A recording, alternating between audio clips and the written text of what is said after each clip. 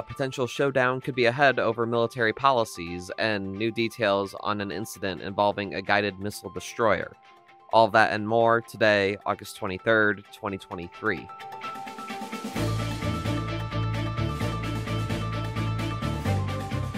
Good morning, early birds. I'm Zimone Perez, and this is the Early Bird Brief, produced by Defense News and Military Times.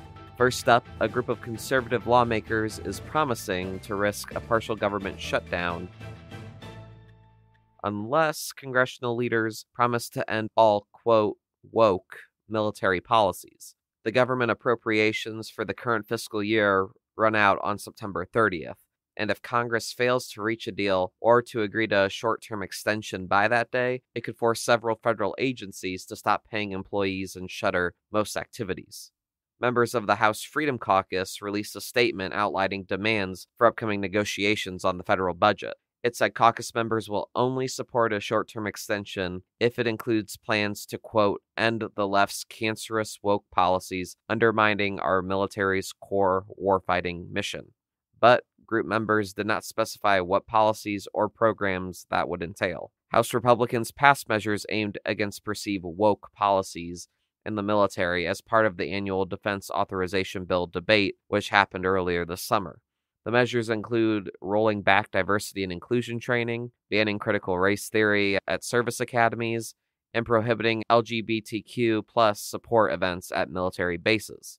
House Democrats opposed those provisions, and Democrats in the Senate said that they would not allow such provisions from the House to move ahead. The Freedom Caucus also said it will, quote, oppose any blank check for Ukraine in any supplemental appropriations bill.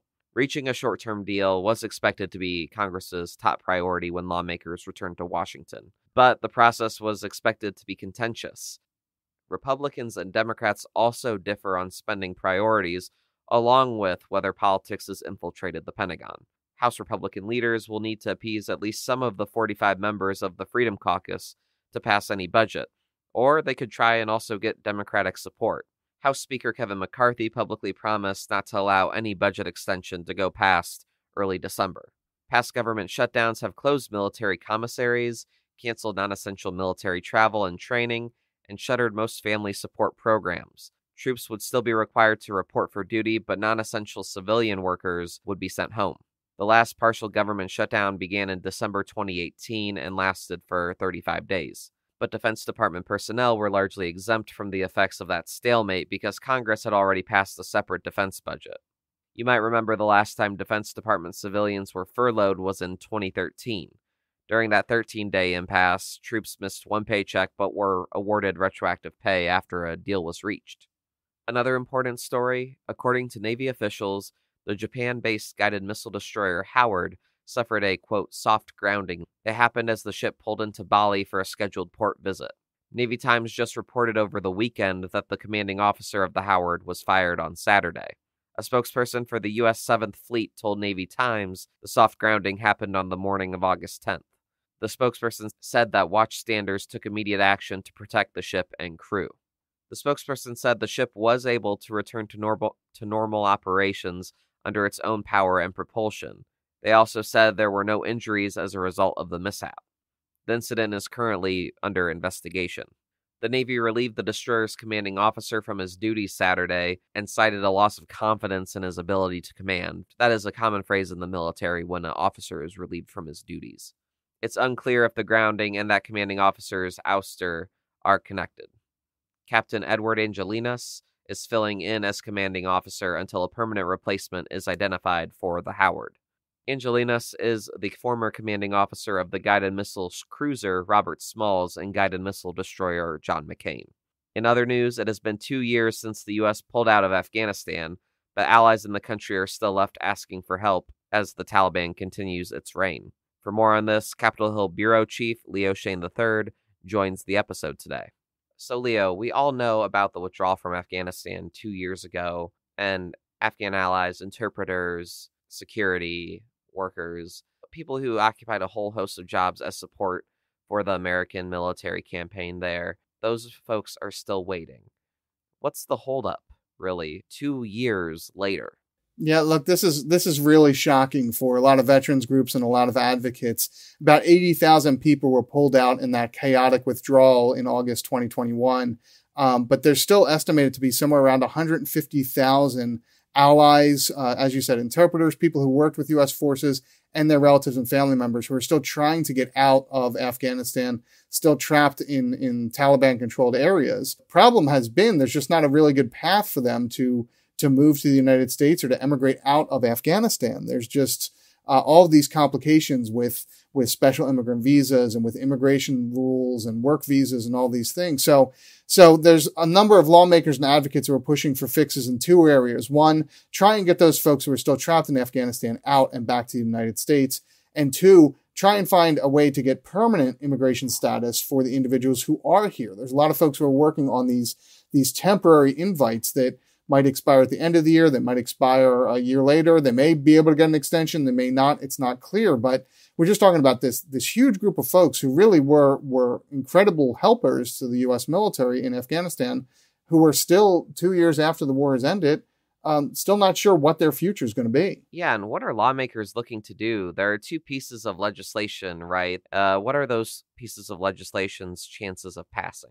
Yeah, so as you mentioned, there are two separate pieces of legislation that are going through Congress right now. Both have supporters and some big detractors. Both are probably long shots to get through this year. It's very difficult to see a path just with all of the stuff that's going to be coming through Congress in the next few months. So the Afghan Adjustment Act, that's been a piece of legislation that's been around for almost 2 years now. This would be a pretty significant revamp to the entire immigration process for these folks. It would help both folks who were trapped overseas and folks who are here. Additional vetting, additional background checks, all sorts of stuff. But it's run into a lot of opposition from conservative lawmakers who say it's too lax and it could let folks who are terrorists or folks with ill intent into the country. More recently, a number of lawmakers have introduced the Afghan Allies Protection Act, which is more of a slimmed down version, would really focus in on individuals who directly help the United States and find ways to speed up their process to come into the U.S.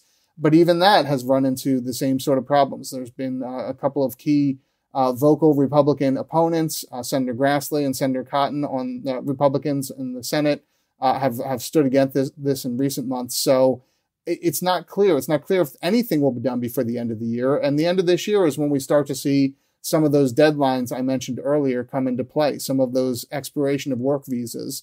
So there's a lot of folks who are saying, I can't continue working. I may get deported out of this country if Congress doesn't do something in the next 3 or 4 months.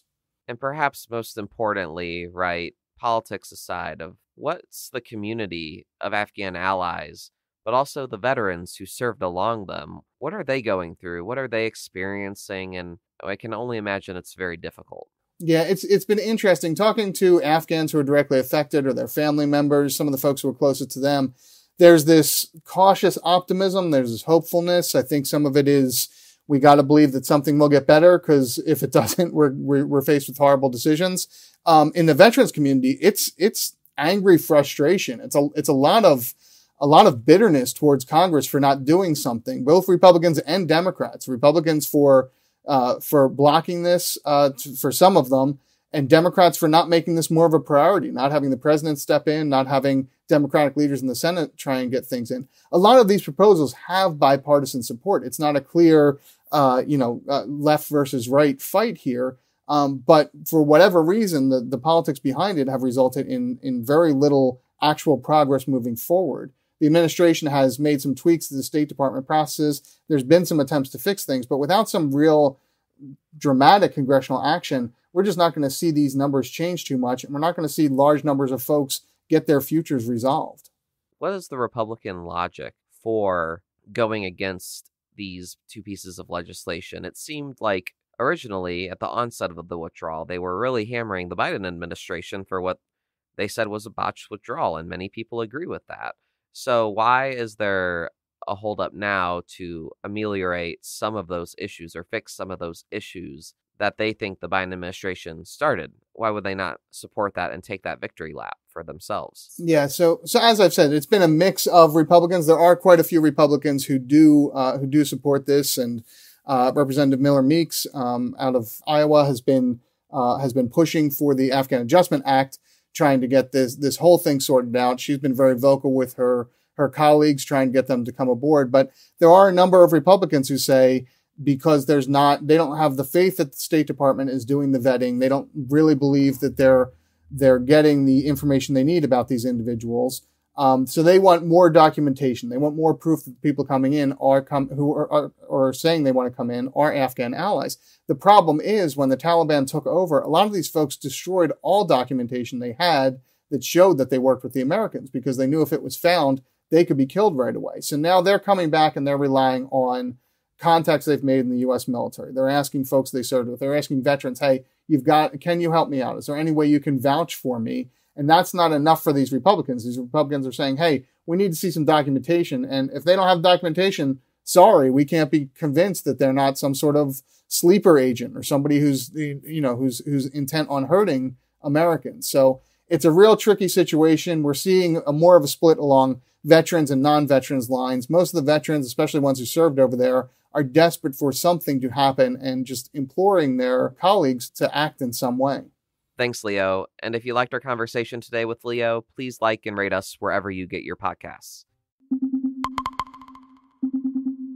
Also on the radar for today, no harmful levels of carcinogenic PCBs were found inside a missile launch site in Wyoming. And for those who do not know, PCBs are oily or waxy substances that have been identified as having the potential to cause cancer. The Air Force cleared F.E. Warren Air Force Base in Wyoming yesterday. And here's why it matters. F.E. Warren is one of 3 nuclear bases the Air Force is investigating as it looks for possible causes of cancers reported among its nuclear missile community. The service reported earlier it had found harmful levels of PCBs at 2 locations at Malmstrom Air Force Base in Montana. Results from Minnow Air Force Base in North Dakota are pending, as are water quality tests from the locations. The 3 bases house silo-launched Minuteman III intercontinental ballistic missiles. Pairs of missileers serve watch for 24 hours at a time in underground capsules, which are ready to launch the warheads if they were ordered to by the president. Missileers have raised health concerns over the years about poor ventilation, water quality, and potential toxins while on duty underground. An independent group of former missileers and their family members said that at least 268 troops who served at nuclear missile sites have reported cancers, blood diseases, or other illnesses. The U.S. Air Force School of Aerospace Medicine collected air and swipe samples from the underground centers at F.E. Warren, and no PCBs were detected in the air samples. A little more than 5% of swipe samples had detectable levels of PCBs, though, but all the samples were below the threshold set by the U.S. Environmental Protection Agency. The Air Force Global Strike Commander directed the cleaning of the areas found with trace levels of PCBs. And now, here's some other stories that we're hearing chirps about. House Armed Services Committee Chairman Mike Rogers is asking 3 top Defense Department officials to testify before Congress. Why? Well, that comes after the Biden administration revoked a previous decision to place the Space Command headquarters in Rogers' home state of Alabama and instead designated Colorado as its home base. The U.S. Army tapped a pair of companies to deliver jets equipped with spying technologies in advancement of its long-range targeting plans. The African Union suspended Niger yesterday from all its institutions and activities, quote, until the effective restoration of constitutional order following last month's coup. And Iran's defense ministry unveiled a drone yesterday resembling America's armed MQ-9 Reaper. The country claimed the aircraft can stay airborne for 24 hours and has the range to reach its arch-enemy, Israel. And on this day in history, in 1968, a group of black soldiers at then Fort Hood, Texas, staged one of the largest acts of civil disobedience ever recorded among members of the United States military. Adopting the nonviolent tactics of the civil rights movement, the soldiers held a sit-in to protest their impending deployment for riot control duty in Chicago at the Democratic National Convention.